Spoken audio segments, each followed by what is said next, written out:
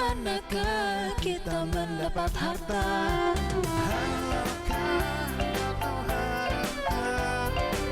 Kita akan dipertanyakan. Marilah kita perdulikan, Karena semua itu titipan. halalkah atau haramkah? Kita akan dipertanyakan.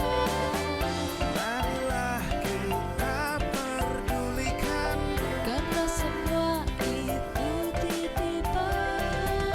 nanti akan ditanya semuanya.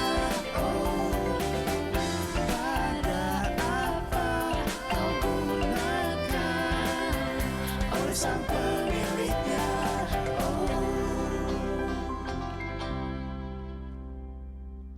An Abi Hurairah radhiyallahu anhu qala Rasulullah sallallahu alaihi wasallam la ya'tiyanna 'alan nasi zamanun. Rasulullah sallallahu alaihi wasallam bersabda, akan datang suatu masa pada hamba Allah, pada setiap umatku, yaitu masa yang bagaimana?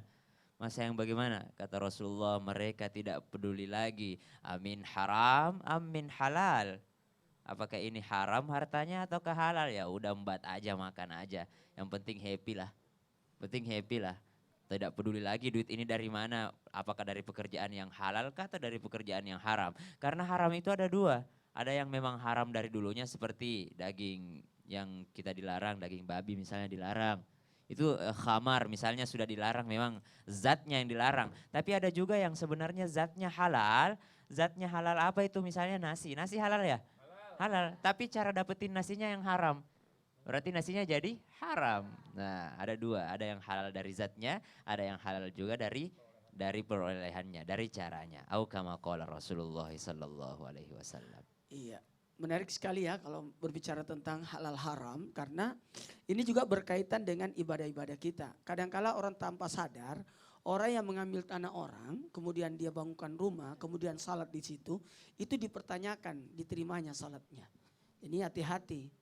Termasuk orang yang meninggikan bangunan, terus menghalangi sampainya cahaya matahari di rumah orang tanpa seizin orang di kiri kanannya, itu juga membahayakan ibadah orang yang ada di dalam rumah itu. Hati-hati, bahkan termasuk ini air hujan yang jatuh dari atap rumah kita, itu ketika dia jatuh tapi jatuhnya di tanah orang itu berbahaya. Makanya kalau kita lagi masang atap itu sangat diperhatikan. Jangan sampai atap itu nanti air hujannya jatuh di tanah orang.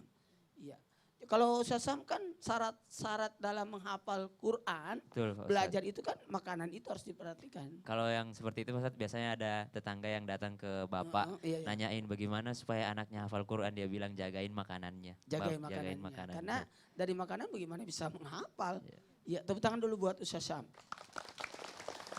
Menarik sekali karena kita kali ini membicarakan hal-hal keseharian yang dianggap sepele tapi sebenarnya itu sangat berbahaya buat diri kita. Berbahaya buat di dunia maupun di akhirat. Kali ini kita akan mengkaji satu kajian tentang carilah keberkahan hidup dengan mensyukuri harta yang dimiliki. Ingat, Allah sudah memberikan kepada kita takaran kehidupan, sudah dipersiapkan. Tidak akan mungkin kita diberikan kehidupan tanpa bekal yang sudah disiapkan oleh Allah. Untuk itu, tenangkan hidup ini dengan cara apa? Mencari keberkahan hidup ini dengan rezeki harta yang kita miliki. Keberkahan, ada banyak yang harus kita telaah tentang keberkahan. Keberkahan rezeki yang kita miliki. Kembalikan pada diri kita bagaimana cara memperolehnya. Cara memperolehnya. Mungkin ada berkata ini punya saya, tapi caranya. Hati-hati. Jangan sampai ada hak orang lain pada harta kita. Sudah dikeluarkankah zakatnya? Apakah dengan mencari harta itu, ini usaha saya, tapi merusak, mematikan usaha orang lain. Ini menyenangkan buat saya, menghasilkan banyak, tapi hati-hati. Engkau memonopoli pasar. Sehingga usaha-usaha orang mati disebabkan apa yang kamu lakukan. Ini hati-hati. Ada menimbun barang, menunggu barangnya itu naik dengan cara mengambil semua sehingga orang tidak bisa memainkan harganya. Atau bisa jadi kita melakukan hal yang menyebabkan orang kecewa. Kenapa? Kecewa kan? Kecewa. Gara-gara apa? Gara-gara kita. Orang lagi transaksi kita langsung ngambil. Kalau begitu, mau tenang hidupnya, mau berkah hidupnya, lakukanlah dengan mencari rezeki yang halal. Jadikanlah hidup kita ini tenang, berkah hidup kita. Jikalau kita apa? Qanaah atas rezeki yang Allah berikan. Bersyukur atas nikmat yang Allah berikan. Tidak usah memikirkan harta orang lain, tapi pikirkan diri kita sendiri. Itu tidak akan dibawa mati. Makanya tingkat kekayaan itu kembali saya ingatkan. Bukan hanya harta tapi rezeki. Bukannya hanya rezeki tapi karunia. Bukan hanya karunia tapi di atas dari karunia ketentraman. Akhirnya di atas daripada harta itu. Bukan hanya harta, rezeki, karunia, ketentraman. Tapi di atasnya adalah kenikmatan. Sanggupkah kita menikmati?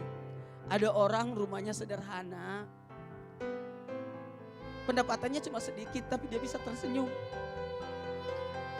Dia tidak ada beban. Tidak diuber-uber utang. Sudahlah. Tidak usah memaksakan hidup ini. Tidak usah makan makanan orang. Tidak usah mengharap pemberian orang. Tidak usah engkau mencuri-curi perhatian orang dengan menghinakan dirimu dengan cara mengemis. Udah. Hidup tenanglah. Jamaah yang hadir di sini, tenang gak hidupnya? Tenang. Bahagia gak? Senyumlah. Saya tahu ibu punya utang banyak. Tapi ibu masih tersenyum. Ibu punya rencana yang banyak kan? Hanya sekedar rencanakan. Tapi belum dibuktikan. Kalau begitu, tenangkan hidup ini. Buat Asri, rencana ke depan buat keluarga apa? Punya baby lagi. Iya. Oki udah 2 ya Ki ya duluan. Jadi saya mudah-mudahan punya baby lagi. Doain Iya. ya Ustaz. Amin. Kalau Alifah gimana? Rencana ke depannya Iya. Cita-cita kalau besar jadi apa? pengen pengen jadi orang. Sekarang belum orang. Orang yang bisa bikin menginspirasi semua orang. Amin. Orang yang sukses, orang yang bisa membanggakan orang tua. Sini, sini, sini. Amin. Membanggakan, membahagiakan dalam hal apa sayang? Membanggakan Mm-mm. dalam hal apa? Prestasi, Prestasi. bisa bawa ibu sama ayah ke umroh. Pingin gak? Hah? Pingin merangkati mereka umroh? Pengen. Coba. Sana ada kamera. Doain aku. Minta doa restu ridha dari orang tua. Ibu sama ayah doain Alifah biar Alifah bisa ngangkat ibu sama ayah ke umroh. Amin. Bilang makasih banyak. Makasih banyak udah ngurusin Alifah. Maaf kalau ada salah. Alifah minta maaf kalau Alifah punya salah sama ibu sama ayah. Kalau Alifah bikin ibu sama ayah marah atau sakit hati. Panjang umur ya. Ibu sama ayah semoga ibu gak ada dosa sama ayah. Semoga ibu selalu panjang umur. Amin. Kenapa ingin mengangkat derajat orang tua? Ingin lihat seperti orang-orang lain? Mau bangunin rumah juga buat mama papa. Beliin mobil. Berikan kebahagiaan. Coba peluk Mbak Asri. Anak pinter, anak soleh. Ya silakan. Kalau jadi anak memang harus nurut sama orang tua, Tante Asri. Jadi seperti sekarang ini selalu minta restu orang tua. kita menjadi diri sendiri, nggak boleh niru-niru orang lain. Makan apa yang menjadi berkah kita, jangan kepengenan sama barang orang. Tidak usah banyak harta tapi hina. Ya. Karena kenapa? Bergantung dengan orang lain. Tepuk tangan dulu buat bintang tamu Masya kita. Allah, luar biasa nih. Senang banget saya dengar kajian hari ini nih. Ya. Mudah-mudahan kita selalu mensyukuri dengan apa yang kita miliki ya.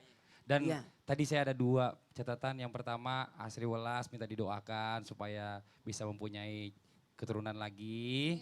Dan yang kedua untuk Alifa mudah-mudahan diberikan kemudahan rezeki untuk bisa memberangkatkan kedua orang tuanya untuk umroh. Amin, amin ya rabbal alamin. Mudah-mudahan semua niat mereka bisa dijabah oleh Allah Subhanahu wa taala. Buat jamaah yang di rumah jangan kemana-mana, kita akan segera kembali lagi. Tetap di Islam itu Indah. Jamaah, oh jamaah, alhamdulillah.